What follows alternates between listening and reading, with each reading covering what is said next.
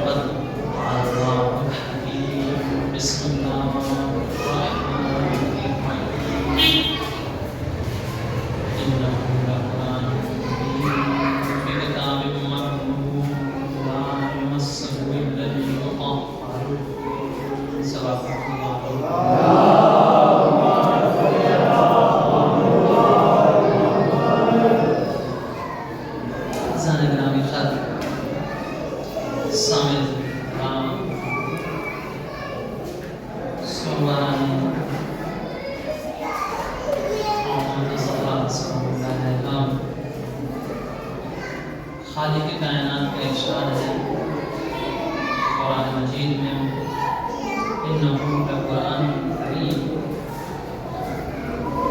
بے شک قرآن کریم ہے یہ کتاب مضمون یہ قرآن ایک چھپی ہوئی کتاب میں یہ قرآن کتاب میں پنہا ہے چھپا ہوا ہے لا یمسہ الا المطہرون اور اس قرآن کو جو ایک کتاب میں چھپا ہوا ہے اسے کوئی چھو نہیں سکتا مگر یہ کہ وہ لوگ جو پاک و پاکیزہ ہیں خدا تعالی قرآن جیسی عظیم المرتبت کتاب کو کہہ رہا ہے یہ کتاب ایک پوشیدہ کتاب میں چھپی ہوئی ہے اور اس کو کوئی چھو نہیں سکتا وہاں تک پہنچ نہیں سکتا اس کو مس نہیں کر سکتا وہاں تک کسی کی رسائی نہیں ہے وہاں تک کوئی جو ہے گزر نہیں سکتا مگر کہ صرف اور صرف کچھ لوگ ہیں جو وہاں تک پہنچتے ہیں وہ پاکیزہ لوگ ہیں اللہ نے کہا ہے بات کون سی قرآن جو چھپا ہوا ہے ایک کتاب میں اور اس تک کوئی پہنچ نہیں سکتا ہے کیا قرآن کون ہے قرآن کون سی قرآن کی بات کون سی کتاب کی بات ہو رہی ہے ہم تو دیکھتے ہیں جو دو دفتیوں کے درمیان قرآن مجید ہے قابل محترم ہے جو اللہ کی طرف سے نازل کرتا ہے یہ ہمارے پاس بھی ہے کافروں کے پاس بھی ہوتا ہے مشرکوں کے پاس بھی ہوتا ہے دعویٰ قرآن میں یہ ہے کسی کو چھو نہیں سکتا مگر وہ لوگ جو پاک و پاکیزہ ہیں جو لوگ پاک و پاکیزہ ہیں نہ معلوم کتنے لوگ جو طاہر نہیں ہوتے اور قرآن مجید کو چھوتے بھی ہیں ہم تو اگر وابسو نہیں ہوتے تو قرآن مجید کی رعایت کرتے ہوئے اس کے حروف کو مس نہیں کرتے جو کہ نہیں کرنا چاہیے ایک فقہی مسئلہ بھی ہے قرآن مجید جو اگرچہ تاج کمپنی کا ہو یا کسی بھی سیاہی سے لکھا گیا ہو قرآن مجید کی آیت ہے تو اسے بغیر وضو کے چھونا جائز نہیں ہے جب تک انسان وضو نہ کر لے طہارت نہ کر لے اسے چھو نہیں سکتا تو یہ رعایت تو ہم کر سکتے ہیں ہر گہرا تو نہیں کرنا کافر مشرک وہ تو وضو بھی کر لے تب بھی نجس ہے، اور وہ چھوتا بھی ہے اور پڑھتا بھی، کتنے شاید مل جائیں گے۔ آیت قرآن مجید کی ہے، اسے کوئی چھو نہیں سکتا مگر یہ کہ پاک و پاکیزہ لوگ۔ تو اگر اس قرآن مجید کی بات کی جائے جو دو دفتیوں کے درمیان سیاہی سے لکھا ہوا ہے، اللہ اس کے بارے میں کہہ رہا ہے تو آیت تشنا رہ جائے گی، اس لیے کہ دعویٰ ہے کہ مسیحی نہیں کر سکتا، چھو ہی نہیں سکتا مگر یہ کہ پاک و پاکیزہ لوگ ہوں۔ تو یہ بات اس قرآن مجید کی نہیں ہو رہی ہے جو دو دفتیوں کے درمیان ہمیں حروف کی صورت میں نظر آ رہا ہے، بلکہ اللہ جو کہہ رہا ہے ہم نے قرآن کو پنہا رکھا ہے، ایک کتاب میں پنہا رکھا ہے، اس تک کوئی پہنچ نہیں سکتا ہے، اس تک کسی کی رسائی نہیں ہے، مگر پاکیزہ لوگ تو تلاشنا پڑے گا قرآن کہاں ہوگا، یہ قرآن کس راز اللہ نے پنہا کیا، یہ قرآن کیا ہے۔ تو اللہ کہتا ہے کہ اگر اس قرآن کو میں نازل کرتا پہاڑ پہ تو اتنا وزنی ہے کہ پہاڑ ریزے ریزے ہو جاتا۔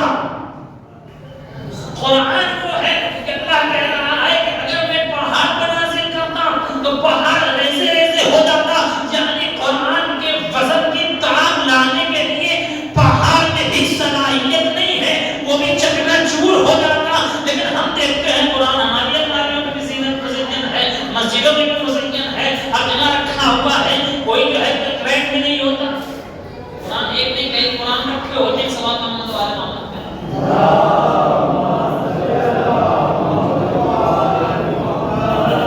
قرآن رکھا ہوا ہے، ایک نہیں کئی قرآن رکھے ہوئے ہیں مگر الماری میں کریک بھی نہیں آتا۔ اللہ نے اگر میں اس کو نازل کرتا تو پہاڑ ریزے ریزے ہو جاتا۔ قرآن اسے کوئی چھو نہیں سکتا، پہاڑ پہ نازل ہوتا تو پہاڑ ریزے ریزے ہو جاتا۔ تو قرآن کہاں نازل کیا؟ قرآن کو اللہ نے قلب مصطفیٰ پہ نازل کیا۔ اللہ نے قرآن مجید کو قلب پہ نازل کرنے کے لیے قلب مصطفیٰ کا انتخاب کیا، یعنی اللہ بتا رہا ہے کہ پوری کائنات میں کوئی شے ایسی نہیں ہے جو قرآن کے وزن کو برداشت کر سکے، قرآن کے وزن کو برداشت کر سکے۔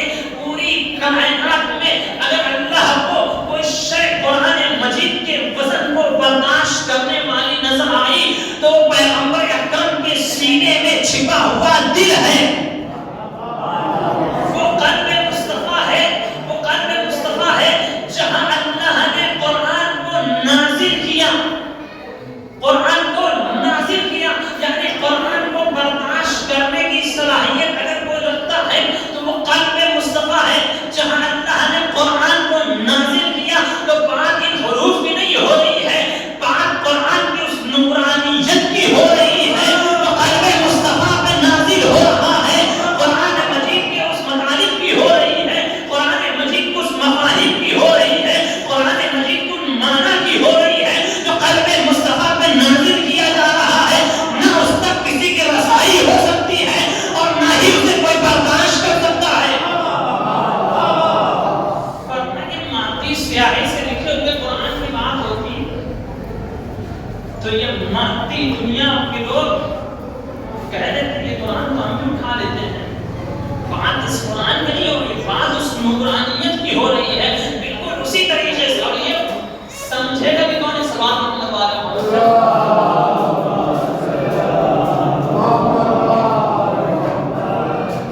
سمجھے گا بھی کون؟ نور کے وزن کو نور ہی بتا سکتا ہے، نور کے وزن کو نور ہی بتا سکتا ہے، ورنہ ہم نہیں بتا سکتے۔ مادیت نور کے وزن کو نہیں بتا سکتے۔ اس لائٹ کی روشنی میں جو ہے وزن پایا جاتا ہے، محسوس ہوتا نہیں ہوتا، اس کے لیے ایک نیا آلہ ایجاد کیا گیا، نور کے وزن کو نور ہی بتا سکتا ہے، بالکل اسی صورت سے جیسے پیغمبر اکرم امیر المومنین سے کہتے ہیں کہ آپ کے دوش پہ ہم سوار ہو جائیں وہ توڑنے کے لیے، مولا نے کہا کہ بار رسالت ہے ہم نہیں سوال پائیں گے، یعنی آپ کے وزن کو ہم نہیں اٹھا پائیں گے، آپ ہم کو اٹھائیے ہم توڑ دیتے ہیں۔ पैगंबर अकरम मौलाए कायनात कहते हैं कि हम नहीं उठा पाएंगे, इस वजन को हम बर्दाश्त नहीं कर पाएंगे। पूरा बात क्या है? फिर पैगंबर ने अली को उठाया, यहाँ पे भी हिम्मत थी, नहीं उठाया। लेकिन जब शब-ए हिजरत आई तो एक सहाबी पीछे पीछे चल रहे थे रसूल अकरम के। एक सहाबी हालांकि बताई तो आप सही करूं, हालांकि पैगंबर अकरम ने जो सहाबी मदीने जा चुके थे, जो मक्के में रह गए थे, उन सबको ताकीद किया था कि आज के शब कोई अपने घर से बाहर नहीं निकलेगा। पैगंबर अकरम ने शब हिजरत तमाम सहाबियों को ताकीद की थी कि जो है आज के शब कोई घर से बाहर नहीं निकलेगा। मगर कोई निकला, पीछा किया, से हिमायत पैगंबर में नहीं निकला जा रहा है, ये पैगंबर का पीछा किया जा रहा है, से पैगंबर का पीछा किया जा रहा है। लेकिन पीछा करने वाले को ये नहीं मालूम कि नबी है, जैसे आगे देखते हैं वैसे पीछे भी नजर आता है। हम बस कुछ चीजें नहीं देख पाते, हम मोहताज हैं कि सामने हो तो देख पाएंगे, अपने बसे कुछ क्या है वो नहीं देख पाएंगे। लेकिन नबी को नहीं है कि पीछे की हालत से खबरदार ना हो, जैसे वो आगे देखता है वैसे ही पीछे देखता है। अभी पीछे पीछे आ रहे थे तो नबी करीम ने कहा कि अच्छा आई गए हो तो जाने को दे, आओ साथ हो लेते हैं। और वो आपकी हिफाजत के लिए, आपकी जो है जान को खतरा ना हो, खतरा इससे आपके हिफाजत के लिए अच्छे मुहाफिज हो, नंगे हाथ चले आए, मुहाफिज बन के आए थे। तो जब भी कोई हमला करेगा तो असलहा लेके आएगा, तो जवाबन आपके पास कौन सा असलहा है? जब ना की आवाज है, मैं असलहे की जरूरत ही नहीं पड़ती, अंदर मैदान में भाग जाते हैं, यहाँ भी कोई आता तो भाग जाते हैं। लेकिन मसला ये नहीं था, मसला ये था कि पैगंबर अकरम की जासूसी करनी थी और पीछा करना था। लेकिन पैगंबर अकरम ने साथ ले लिया। अब साथ ले लिया तो दो चीजें हैं, पैगंबर चलते थे तो ये पूरी तारीख है कि अगर नर्म जमीन पे नबी चलते थे तो पाँव का निशान नहीं पड़ता था। रेत पे जो है नर्म जमीन पे, हालांकि नर्म जमीन पे हम जैसा आदमी चले तो पाँव का निशान पड़ जाता है, लेकिन नबी नर्म जमीन पे चलते थे तो पाँव का निशान नहीं पड़ता था। अगर पत्थर पे कदम रखते थे तो नक्श हो जाता था। अगर पत्थर पे सख्त जमीन पे कदम रखते थे पैगंबर अकरम तो वहां उनके कदम का नक्श पड़ जाता था, निशान पड़ जाता था। तो अब नबी चल रहे हैं तो नबी का निशान तो नहीं पड़ रहा। इसमें तारीफ में है कि हजरत भी चल रहे थे नबी के साथ तो उनके पाँव का निशान नहीं पड़ रहा था, इसलिए अल्लाह को बचाना था, कोई निशान देखने ना पाए। तो इन्होंने कहा कि ऐसा है कि आप थक गए होंगे, हम आपको कांधे को उठा लेते हैं। लिहाजा नबी करीम को उठाया, उठाने के बाद लेके चले, नबी को कांधे पे उठा के लेके चले। अब यहाँ पे ये बयान किया जाता है कि अली वो थे कि जिन्होंने कह दिया कि हम बारे नबुवत को नहीं उठा सकते, हम बारे नबुवत को नहीं उठा सकते, ये बारे रिसालत है, हम इसको उठाने की सलाहियत नहीं रखते। फजीलत तो ये है कि उन्होंने नबी को अपने दोस्त को उठाया, यानी अली नबी को ना उठा पाए और उन्होंने उठाया। तो ये फजीलत नहीं है, ये बात अपने अपनी मारिफत की है। उन्होंने नबी को नहीं उठाया, उन्होंने मोहम्मद को उठाया था, बाद उन्होंने मोहम्मद इब्न अब्दुल्लाह को उठाया था। और मौलाए कायनात ना ही मोहम्मद इब्न अब्दुल्लाह बल्कि रसूल को रिसालत की निगाह से देख रहे थे, नबी को नबूवत की निगाह से देख रहे थे। अली भी नूरी थे, रसूल भी नूरी थे, लिहाजा नूर नूर को देख रहा था, इसलिए कहा ये वो नूरानियत है कि जिसे हम नहीं उठा पाएंगे। और इन्होंने तो उसी तरीके से उठाया जैसे नबी का गधा उठा रहा,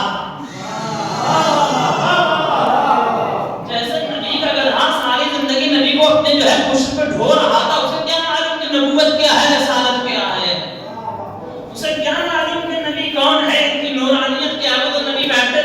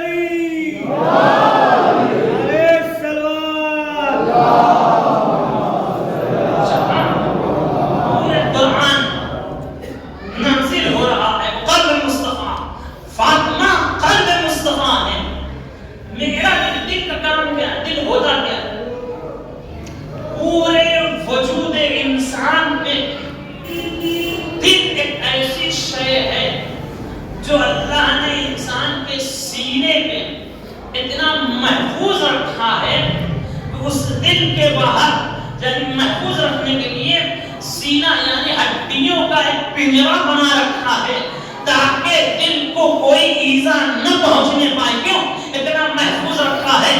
اس لیے کہ یہ دل وہ ہے کہ جس کی بدولت انسان کا سارا اعضاء و جوارے کام کرتا رہتا ہے. انسان کا پورا بدن جس سے سیراب ہوتا ہے، انسان کا بدن ہے، انسان کے بدن میں باریک باریک رگیں ہیں، باریک باریک رگیں ہیں، کتنی باریک باریک سوئی کی نوک جیسی رگیں ہیں، اس سے باریک باریک رگیں ہیں انسان کے دل میں، انسان کے وجود میں. اور دل کا کام کیا ہے؟ دل کا کام یہ ہے کہ انسان کے پورے وجود میں جتنی رگیں وجود رکھتی ہے وہاں تک خون کو پہنچانا تاکہ انسان جو ہے حیات پا سکے، انسان حیات پا سکے. پورے وجود میں خون پہنچانے کا کام انسان کا ہے. اگر ایک رگ بھی سوکھ جاتی ہے تو انسان تکلیف میں ہوتا ہے، اذیت میں ہوتا ہے. اب آپ پورے انسان کی ہسٹری دیکھ لیجیے اور یہ رگیں کتنی ہیں؟ رگیں اتنی ہیں کہ اگر سب کو جوڑ کر رسی بنا دیا جائے تو پوری دنیا کا ایک گھیرا لے سکتی ہے. اتنی رگیں انسان کے وجود کے اندر پائے جاتے، پوری دنیا کے ایک چکر لگا سکتی ہے. ان رگوں کو سیراب کرنے کے لیے اور ان تک خون پہنچانے کے لیے کس سے کام لیا جاتا ہے؟ دل سے. یہ دل ہے. انسان کا ہاتھ وہ ہے، اگر جدا ہو جائے تو انسان ناقص تو ہوتا ہے لیکن مرتا نہیں ہے. انسان کا کام کاٹ لیا جائے تو انسان ناقص تو ہو جائے گا، مرے گا نہیں. آنکھیں چھین لی جائے تو انسان مرے گا نہیں. انسان کے جسم سے حصے جو ہے جدا کر دیے جائے تو انسان تکلیف میں رہے گا مگر مردہ نہیں ہوگا. لیکن اگر انسان کے دل کو روک لیا جائے، ایک لمحے کے لیے دل کی حرکت رک جائے تو یہ چلتا پھرتا اچھا خاصا انسان فوراً جو ہے اس دنیا سے کوچ کر جائے گا. یعنی انسان کو جو حیات دے رہا ہے ظاہری صورت میں وہ انسان کے اندر کا دل ہے جو پوری جو ہے بدن میں رگوں کی باریک باریک رگوں میں خون بھی پہنچاتا ہے. وہ انسان کے تمام اعضاء و جوارے میں حرکت بھی پیدا کرتا ہے. یہ دل ہی کا کام ہے کہ جس کی وجہ سے اس کا ہاتھ بھی کام کر رہا ہے، ذہن بھی کام کر رہا ہے، آنکھیں بھی کام کر رہی ہے، انسان کا سارا بدن کام کر رہا ہے. اور اسی دل کو امام معصوم نے کہا انسان کے بدن کا امام دل کو قرار دیا گیا ہے. یعنی انسان کے بدن میں اگر کوئی شے امامت کی حیثیت رکھتی ہے تو وہ دل ہے جو انسان کے سارے بدن کو حرکت میں لیے ہوئے ہے. پیغمبر اکرم یہی بتانا چاہتے ہیں فاطمہ میرا دل ہے. یعنی کیا؟ اگر فاطمہ کو مجھ سے جدا کر دو گے تو رسالت مردہ نظر آئے گی، نبوت بے روح نظر آئے گی. رسالت کی حیات فاطمہ ہے، نبوت کی زندگی کا نام فاطمہ الزہرا.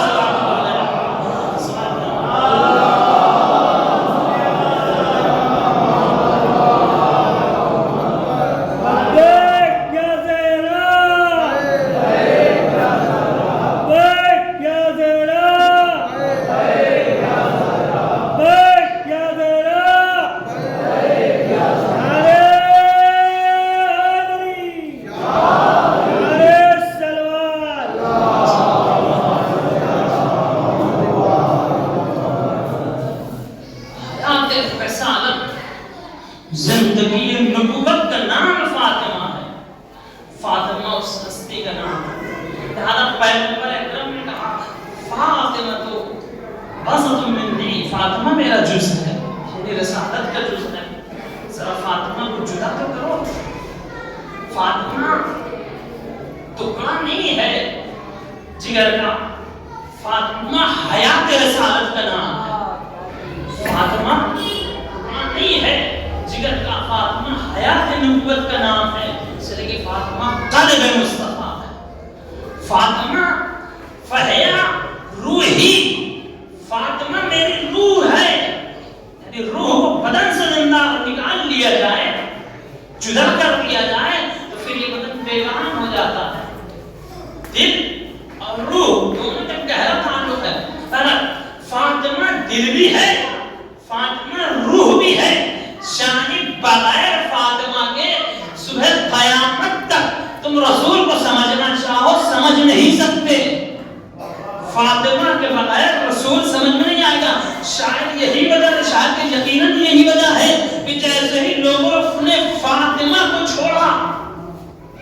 فیسے ہی رسول کو دیکھا اور کہا یہ تو ہمارے جیسے ہیں، ان کا کام تو فقط ایک جو ہے قاسم کی طرح ہے، ادھر سے پیغام آیا اور پہنچا دیا، بات تمام، ان کا کوئی رول ہی نہیں ہے۔ یہ خیال کیسے آیا؟ اس لیے کہ فاطمہ الزہرا سلام اللہ علیہا کو نہ سمجھا۔ اگر فاطمہ کو سمجھ لیا ہوتا تو رسالت ضرور سمجھ میں آتی، رسالت ضرور سمجھ میں آتی۔ تو اللہ نے کہا یہ وہ قرآن ہے کہ جو ایک پوشیدہ کتاب میں پنہا ہے، یعنی اللہ نے اس پوشیدہ کتاب میں پنہا قرآن کو کہاں نازل کیا؟ قلب مصطفیٰ پہ، قلب مصطفیٰ کو فاطمہ الزہرا سلام اللہ علیہا، یعنی کیا؟ یعنی یہ قرآن ہے جس تک کسی کے رسائی نہیں ہو سکتی، کوئی پہنچ نہیں سکتا، کوئی اسے جان نہیں سکتا، کوئی اسے سمجھ نہیں سکتا، کوئی اسے چھو نہیں سکتا، کوئی اس کے مطالب کو پہچان نہیں سکتا، مگر وہی لوگ جو پاک و پاکیزہ ہیں، جو طاہر لوگ ہیں، مطہر ہیں، پاکیزہ ہیں، تو کون لوگ ہیں؟ جو قرآن مجید سمجھتے بھی ہیں اور سمجھاتے بھی ہیں، قرآن مجید سمجھتے بھی ہیں اور سمجھاتے بھی ہیں۔ تو انسان تلاشے وہ پاکیزہ لوگ کون ہے، وہ طاہر لوگ کون ہے، جن تک جو ہے قرآن پہنچتا ہے، جو قرآن تک پہنچتے ہیں، یعنی جو ہے جہاں قرآن کی رسائی ہے یا جن کی رسائی قرآن تک ہے، وہ پاکیزہ لوگ کون ہیں۔ تو ہم نے تلاشا، ہمیں صرف ایک آیت پورے قرآن میں نظر آئی جہاں قرآن نے بتایا پاکیزہ لوگ کون ہیں، آواز دیا انما یرید اللہ لیذہب عنکم الرجس اہل البیت ویطہرکم تطہیرا۔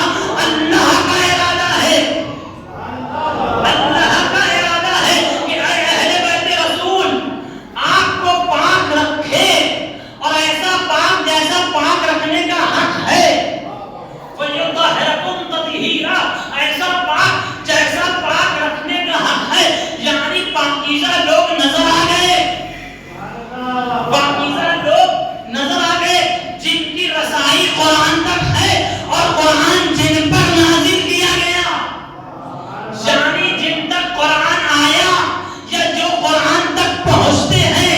یہ تو لفظیوں کے درمیان لکھے ہوئے حروف کی بات نہیں ہو رہی ہے، بلکہ ان مفاہیم کی بات ہو رہی ہے جو اللہ نے لوح محفوظ پہ رکھا ہے۔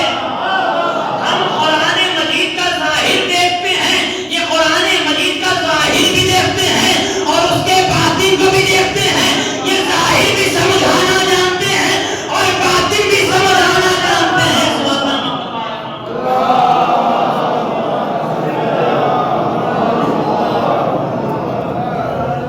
یہ ہے وہ لوگ جن کو قرآن سمجھنا ہے، پھر ان سے سمجھے، یہ پاکیزہ لوگ ہیں،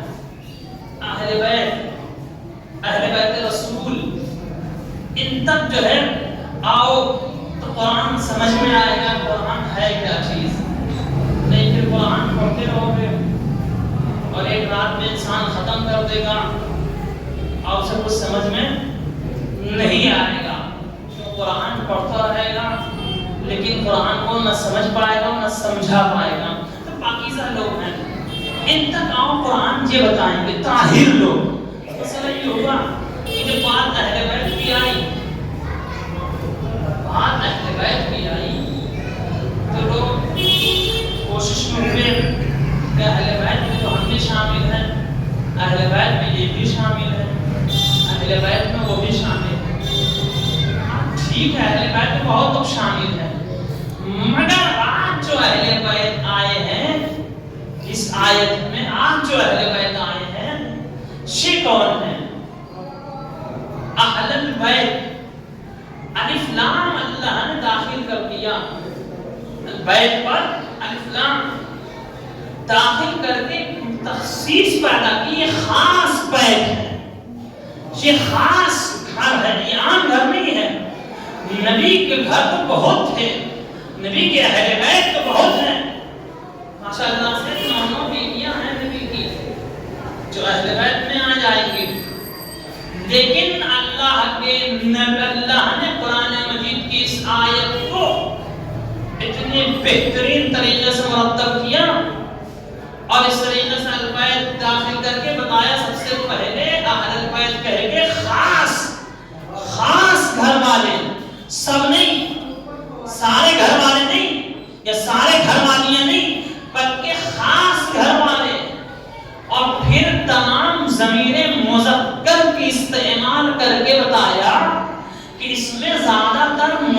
مذکر ہیں. اس گھر میں آج جو اہل بیت کی ہو رہی ہے بات، اس میں زیادہ تر لوگ جو شامل ہیں وہ مذکر ہیں. قاعدہ رب بھی ہے کہ جو زیادہ ہوتا ہے ضمیر ویسے استعمال ہوتی ہے. اس میں جو لوگ ہیں زیادہ تر مذکر ہیں، ورنہ اگر بیویوں کو شامل کیا جائے تو 9 بیویاں ہیں نبی کی، تو ضمیر قاعدے کے اعتبار سے مؤنث استعمال ہونی چاہیے. لیکن اللہ نے مؤنث کی ضمیر نہ استعمال کر کے بتایا. آج جو گھر میں جمع ہوئے ہیں اس میں مؤنث کی تعداد زیادہ نہیں ہے بلکہ ایک ہی ہے، ایک خاتون، ایک عورت، باقی سارے کے سارے مرد ہیں. تو پتا چلا ذرا چادر کے نیچے دیکھا جائے کون لوگ ہیں جو جمع ہو رہے ہیں. پہلے تو گھر تھا، گھر میں ایک خاص نبی نے گھر بنایا جسے چادر کا گھر کہتے ہیں. یعنی اللہ کے نبی نے ایک چادر لیا. وہ چادر کون سی چادر تھی؟ وہ کوئی عام چادر نہیں تھی، وہ چادر تھی فاطمہ الزہرا سلام اللہ علیہا کی چادر.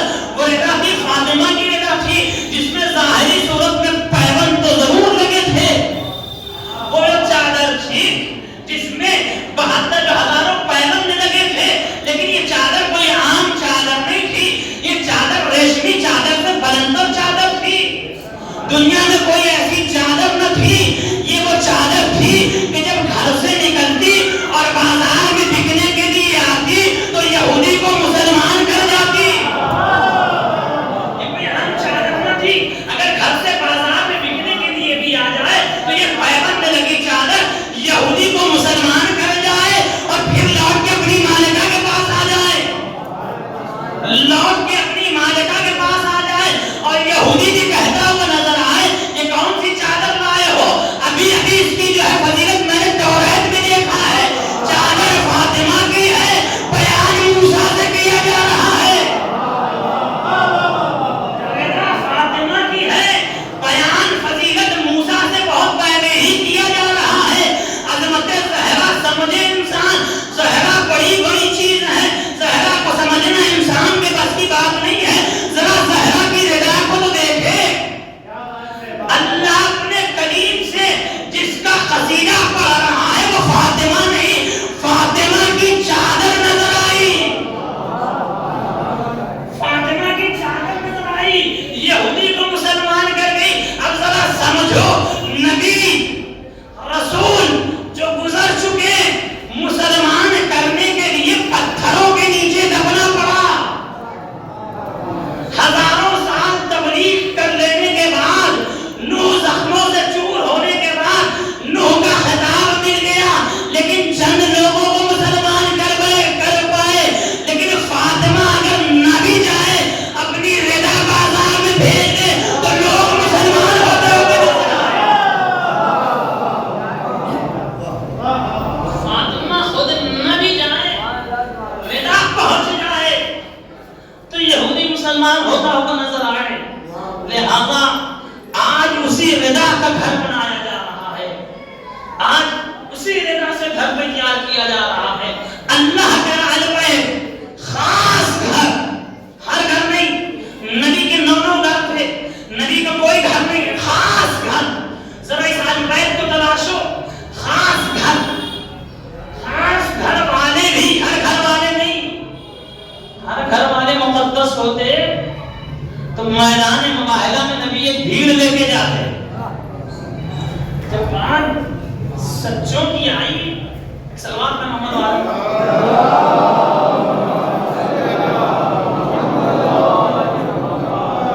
جب بات سچوں کی آئی مباہلے کے میدان میں تو نبی ہر گھر والے کو نہیں اٹھا لے گئے. لانا کسے تھا؟ گھر والوں کو تو لے کے جانا تھا، نفسوں کو لے جانا تھا، بیٹوں کو لے جانا تھا، عورتوں کو لے جانا تھا. فَقُلْ تَعَالَوْا نَدْعُوا أَبْنَاءَنَا وَأَبْنَاءَكُمْ وَنِسَاءَنَا وَنِسَاءَكُمْ وَأَنفُسَنَا وَأَنفُسَكُمْ. نساءنا، عورتوں کو لے جانا تھا. نساء کی لفظ اللہ نے نبی کی بیویوں کے لیے بھی استعمال کیا. یا نساء نبی، اے نبی کی عورتوں. تو نساء نے جب میدان مباہلہ میں جانا تھا تو نبی بھی لفظ اللہ نے نساء رکھا تھا. اگر فاطمہ صدیقہ تھی تو نبی کی کوئی بیوی بھی تو صدیقہ صدیقہ تھی؟ کسی کو نہیں، 9 بیویاں کسی کو نہ لے گئے تو کم سے کم یہ جو صدیقہ ہے انہیں لے جاؤ. گھر میں ایک صدیقہ آپ کے بھی تو ہے. آپ کے گھر میں یہ کیا بات ہوئی کہ جب لے جانا ہوا تو آپ اپنا گھر چھوڑ کے، یہ بھی عجیب مرحلہ ہے، اپنا گھر چھوڑ کے ابو طالب کے گھر آ رہے ہیں. بیٹے لینے ہیں تو ابو طالب کے گھر سے لیں گے، زینب سے لینا ہے تو ابو طالب کے گھر سے لیں گے، نساء کو لینا ہے، عورت کو بھی لینا ہے تو ابو طالب کے گھر سے لیں گے. ارے کسی ایک کو اپنے گھر سے لے لیجیے، کسی ایک کو اپنے گھر سے لے لیجیے. بڑے بڑے صحابی ہیں، کسی ایک صحابی کے گھر سے بیٹے لے لیجیے. نہیں، جو بھی لیا تو اللہ کے نبی نے نہ اپنے گھر سے لیا نہ کسی صحابی کے گھر سے لیا بھی تو ابو طالب کے گھر سے لیا. شاید نبی بتانا چاہ رہے ہو اسلام کا آغاز بھی ابو طالب کے گھر سے ہوا تھا، تو اسلام کا انجام بھی ابو طالب کے گھر سے ہی ہوگا.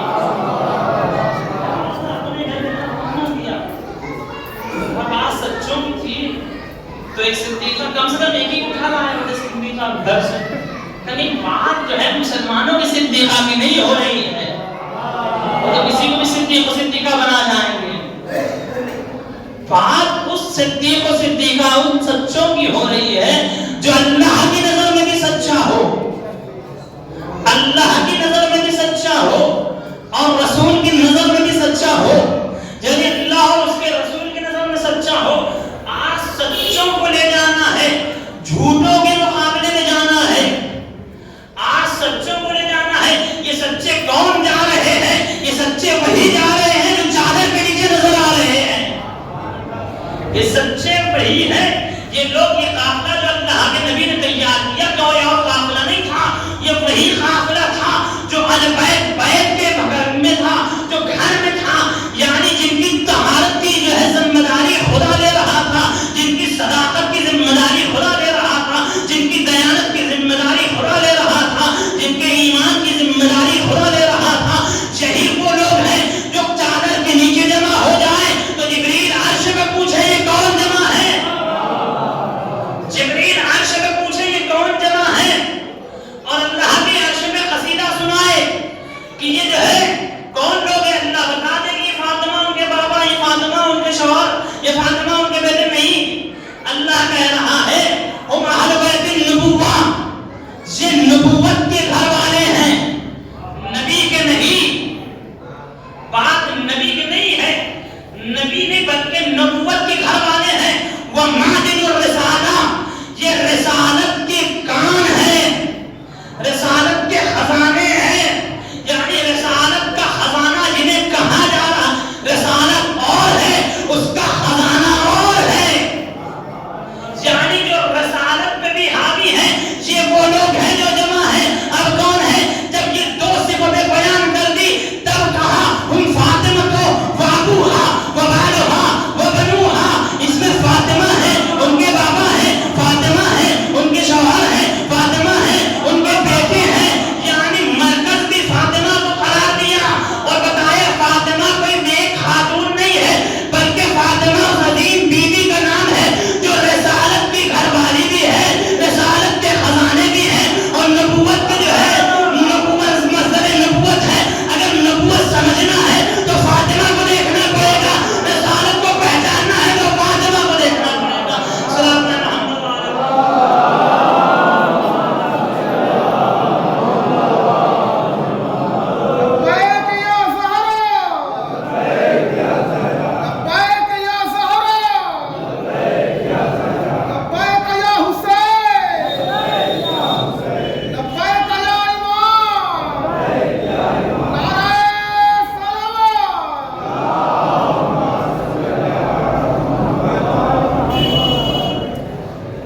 فاطمہ ہی سے کیوں مخاطب تعارف کرایا؟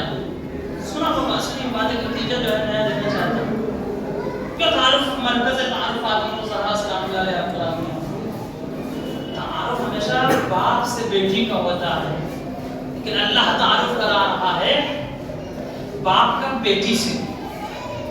تعارف ہمیشہ شوہر سے زوجہ کا ہوتا ہے. لیکن اللہ تعارف کرا رہا ہے زوجہ سے شوہر کا. پلٹ دیا اچھا بنا کے خالق آواز دے. شہاں رشتے نہیں بیان کیے جاتے, شہاں رشتے نہیں بلکہ یہاں منصب کا تعارف کرایا جا رہا ہے. فاطمہ کے بابا ہیں یعنی کیا, رسول ہیں, رسول ہیں, رسول ہیں. ان کے شوہر ہیں یعنی امام ہیں, بیٹے ہیں یعنی امام ہیں. اللہ بتانا چاہ رہا ہے کہ فاطمہ سے تعارف کرا کے بتانا یہ چاہ رہا ہے کہ دیکھو رسالت کا تعارف ہوگا تو فاطمہ سے ہوگا, امامت کا تعارف ہوگا تو فاطمہ سے ہوگا. رسول کے گزر جانے کے بعد, رسول کی شہادت کے بعد اگر اختلاف ہو جائے کہ ولی کون ہے, امام کون ہے, خلیفہ کون ہے, تو آج میں معیار دے ہی دے رہا ہوں, مرکز تعارف جسے بنا رہا ہوں اسے فاطمہ کہتے ہیں. اگر اختلاف ہو جائے تو فاطمہ کو بیچ میں رکھ دینا, دیکھنا فاطمہ کا رشتہ کس سے ہے, جس سے فاطمہ کا رشتہ مل جائے اسے اپنا ولی بنا دینا, اور جس سے فاطمہ کا رشتہ نہ ملے اسے ٹھکرا دینا. اسے ٹھوکر نہ دینا, گھبرانے کی ضرورت نہیں ہے. مرکز تعارف بنا رہا ہوں فاطمہ کو, دیکھنا فاطمہ کا رشتہ کس سے ملتا ہے. فاطمہ کسے جو ہے اپنا امام مانتی ہیں, فاطمہ کسے اپنا خلیفہ مانتی ہیں, فاطمہ کسے اپنا ولی الامر مانتی ہیں. بس بیچ میں فاطمہ کو رکھ لینا, تمہارا سارا مسئلہ حل ہو جائے گا. اب دنیا جسے بھی خلیفہ بنائے, جتنے بھی خلیفہ لے آئے, ہم نے تو سامنے فاطمہ کو رکھا. جو فاطمہ کا امام تھا وہی ہمارا امام ہے, جو فاطمہ کا خلیفہ تھا وہی ہمارا خلیفہ ہے, جو فاطمہ کا ولی امر تھا وہی ہمارا ولی امر ہے. اب تم بناتے رہو, ہم نے کسی کو نہ دیکھا, نہ جانا, نہ سمجھا, ہم نے فاطمہ کو دیکھا اور حاصل کر لیا.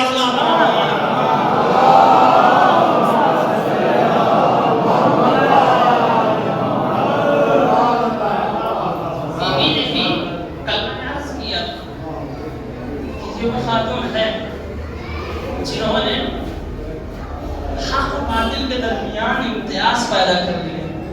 اگر فاطمہ نہ ہوتی تو ہم کبھی نہ سمجھ پاتے کہ علی خلیفہ ہے یا نہیں ہے, نہ سمجھ پاتا. علی کی ولایت کو سمجھانے کے لیے جو سب سے پہلا رول ادا کیا ہے بیوی نے ادا کیا ہے. کیسے؟ بیوی کس نہج سے دین کو بچا کے لے کے جا رہی ہے, ذمہ داری تھی فاطمہ الزہرا سلام اللہ علیہا کی. مباہلے کے میدان میں اللہ کے نبی نے بات عرض کرا, اللہ کے نبی نے 5 افراد کو لے جا کے دکھایا. نصارہ نجران نے دیکھا, فوراً ان کا قصیدہ پڑھا. بڑا پادری تھا, پہچان گیا, کہتا ہے ایسے سچے چہرے ہیں کہ ارادہ کر لیں تو پہاڑ اپنی جگہ سے ٹل جائے. جی سامنے بھی بولے پہاڑ اپنی جگہ سے ٹل جائے. یعنی اللہ نے دکھایا کیسے سچے اور صدیق لوگ جا رہے ہیں. بات ہے صدیق و صدیقہ کی. آئیے دیکھیے کہ بات اور عرض کروں سوال کا محمد وآل محمد.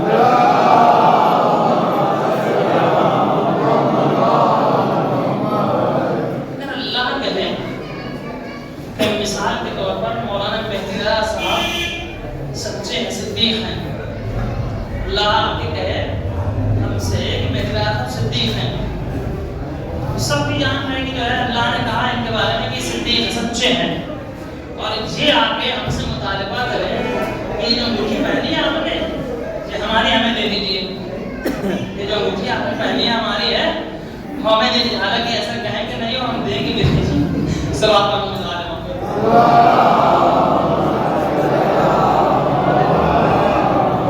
یہ کہیں کہ انگوٹھی جو آپ نے پہنی ہے ہماری ہمیں دے دیجیے, اور ہم ان سے کہیں گواہ لے کے آئیے کہ یہ آپ کی انگوٹھی ہے, تو آپ کیا سوچیں گے؟ آپ کیا سوچیں گے کہ ان کا جو ہے اللہ پہ بھرے اعتقاد نہیں ہے. ظاہر کا, ظاہر حسن ایمانی کا اللہ پہ اعتقاد نہیں ہے, اس لیے کہ اللہ نے بھی سچا کہا ہے اور ان سے گواہ مانگ رہے ہیں. ان سے گواہ مانگا جا رہا ہے، یعنی کیا ہوگا؟ ان کا کچھ نہیں جائے گا. آپ سب کہیں گے ان کا اعتقاد اللہ پہ نہیں ہے، یہ اللہ کو نہیں مانتا، یہ اللہ پہ یقین نہیں رکھتا، یہ کافر ہو گیا ہے، یہ دین سے مرتد ہو گیا ہے، دین سے پھر گیا ہے. بس فاطمہ الزہرا سلام اللہ علیہا نے یہی کیا تھا. اللہ نے میدان مباہلہ میں بتایا کہ یہ صدیقہ ہے، یہ سچے لوگ ہیں، اور فاطمہ نے جا کے دربار میں مطالبہ کیا تھا فدق ہمارا ہے، گواہ مانگ لیا گیا فاطمہ سے.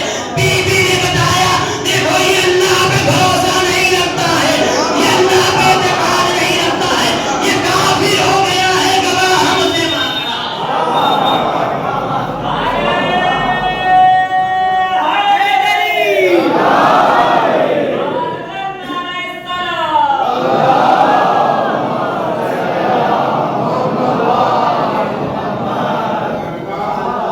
کافر ہو گیا ہے، کہنے کو خلیفہ ہے، مگر یہ اللہ پہ بھروسہ نہیں رکھتا، یہ اللہ پہ اعتقاد نہیں رکھتا. ہماری صداقت کی قسم اللہ کھا رہا ہے، ہماری جو ہے صداقت کی گواہی اللہ قرآن میں دے رہا ہے.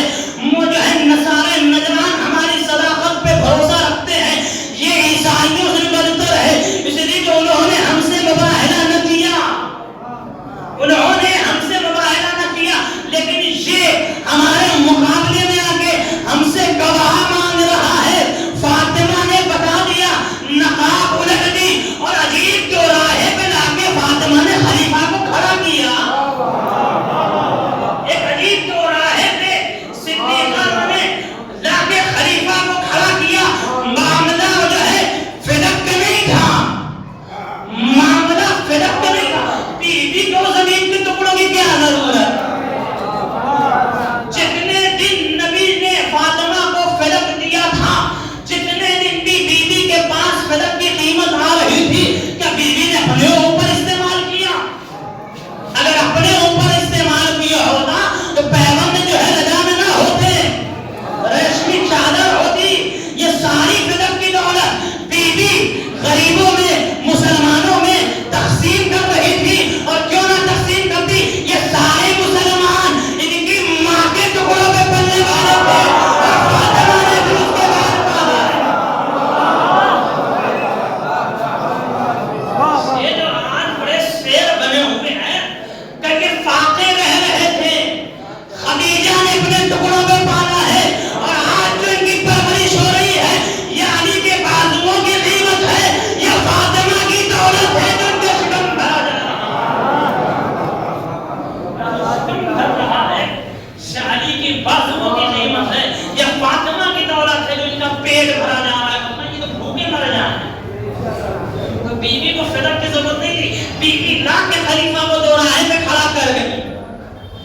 کیا معاملہ کیا تھا فدق کا، سامنے رکھا تھا فدق کا، اور بی بی نے مطالبہ کیا فدق. کہا فدق ہمیں دے دو میرا. اب بات تو ہی تھی، یا بی بی کو سچا مان تھا فدق کے ساتھ ساتھ خلافت چاہتی. یعنی بی بی نے خلیفہ کو کہا کہ مجھے سچا مانو تو خلافت چھوڑو، اور جھوٹا مانو تو جنت چھوڑو.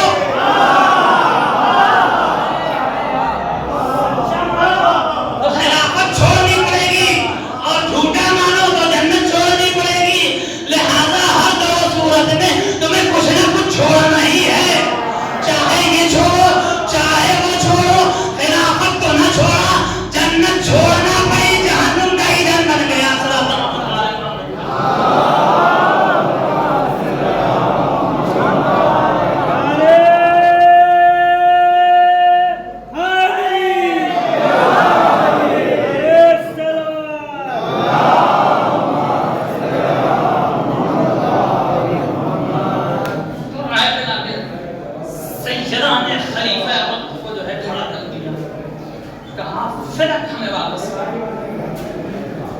بیچارہ کیا کرے، جنت ہے ایک طرف جو ہے خلافت ہے. لہذا اس نے یہ سوچا جنت کو چھوڑو وہ بات کی بات ہے، خلافت ہی پہلے لے لو. حالانکہ زیادہ دن نہ رہی، 2.5 سال زیادہ دن خلافت کا لطف نہ اٹھا پایا. 28 साल वासिले जहन्नुम हो गए। बहुत सारे लोग कहते हैं कि ना कहो, एहतराम करो, इनका एहतराम करो, जो भी है जैसे भी है, किसी न किसी के जो है पेशवा हैं, किसी न किसी के हादी हैं। लेकिन मैं इस मामले में थोड़ा सा मुख्तलिफ नजरिया रखता हूँ। कोई एहतराम काबिल नहीं है, किसी ने भी सुई के नोक के बराबर एहतराम किया तो ये जान ले कि उसे ईमान जो है वो सब होने का रास्ता फराहम कर लिया। ये वो लोग हैं जिन्होंने अगर सुई के नोक के बराबर भी मुख्तलिफ रसूल पर रहम किया हुआ है तो कुछ सोचा जाता, सुई के नोक के बराबर भी लोगों ने फातिमा का रहम न किया। मुतालबा किया था, रख मांगा था, मुझे मेरा हक दे दिया जाए। दस्तूर तो ये था कि अगर नहीं भी था तो चूंकि नबी ने इतनी मेहनत की थी और इनकी माँ ने इतनी दौलत सर्फ की थी, दस्तूर तो ये था कहते कि ठीक है। जबकि बीबी के फिदक में खादिमीन काम करते थे, असल में फिदक बीबी के पास नहीं था, फिदक की जमीन बीबी के कब्जे में थी, बीबी के खादिमीन काम करते थे। लेकिन क्या हुआ, लोगों ने खिलाफत तो छीन ली। खिलाफत छीनने के बाद क्या देखा, खलीफा तो बन गए हैं लेकिन भीड़ कहाँ लगी थी, अली के यहाँ। क्यों? क्योंकि जो कुछ नबी के बाद जिसको जो हक लेना था वो अपना हक लेने अली के पास जाता था, वहीं से हक मिला था। और हकदार ही हक को अदा कर सकता है, वारिसी जानशीन ही जो है हक को अदा कर सकता है। लिहाजा दूसरे साहब ने कहा कि नहीं, जब तक इनके पास ये दौलत है तब तक जो है हम लोगों को अपने पास नहीं बुला पाएंगे, इसे छीनो। लिहाजा का पहला काम जो किया, पहला काम खलीफा बनने के बाद जो किया गया है वो फातिमा पे जुल्म।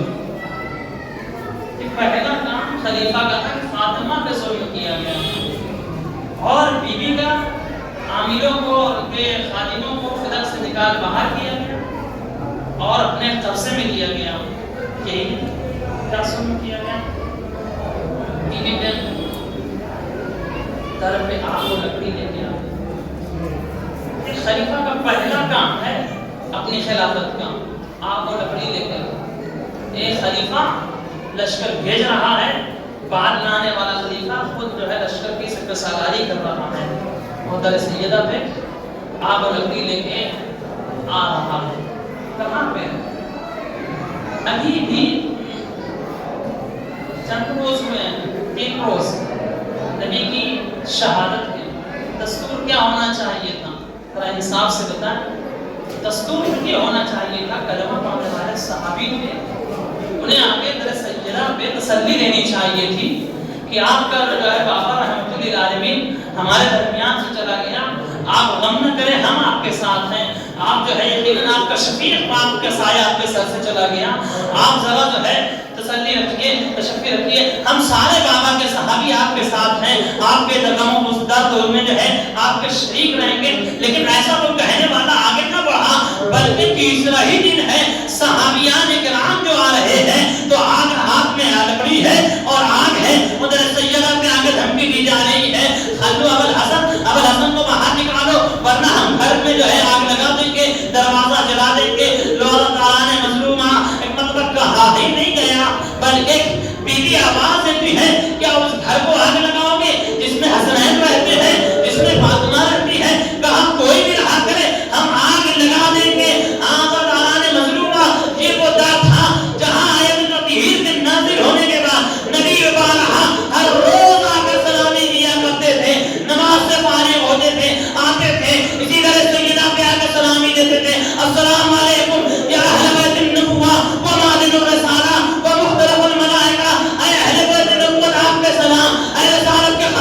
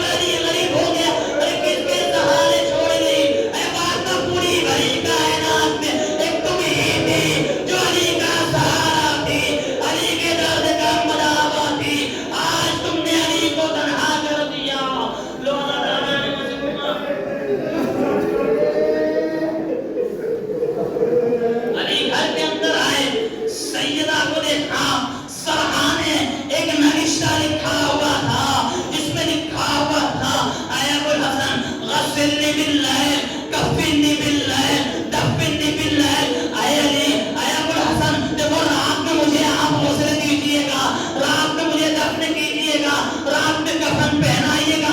याद रहे हमारे जनाजे में हमारे दुश्मन शरीक न होने पाए। लौला दाराने मजलूमा, एक मतबा रात की तारीकी में अली ने जो गुस्ल देना शुरू किया, एक चीख मारी। ओ अली, जो भी बच्चों को मना करके गए थे, बच्चों आवाज से गिरिया न करो, कहीं दुश्मनों को खबर न हो जाए। अली की चीख सुनकर सलमान आगे बढ़े, आवाज दिया ऐ अबुल हसन, अभी आपने बच्चों को समझाया था, फिर आप क्यों ना रब्त कर पाए। अली ने आवाज दिया अरे फातिमा का गहरा अज़ाब मुझसे बर्दाश्त ना हो पाया, पहलू शिकस्ता है लेकिन मुझे खबर न रही। तो जनाजा तैयार किया गया, बस आखिरी मंजिल फातिमा, तो फातिमा का जनाजा तैयार किया गया, जनाजा सहरे खाना में रखा गया। आओ बेटो, आओ माँ का आखिरी दीदार कर लो, क्या तुम माँ को न देख पाओगे। आओ हसन, माँ का आखिरी दीदार कर लो। हसन आगे बढ़े, ज़ैनब आगे बढ़ी, उम्मे कुलसूम आगे बढ़ी, आने के बाद दीदार किया।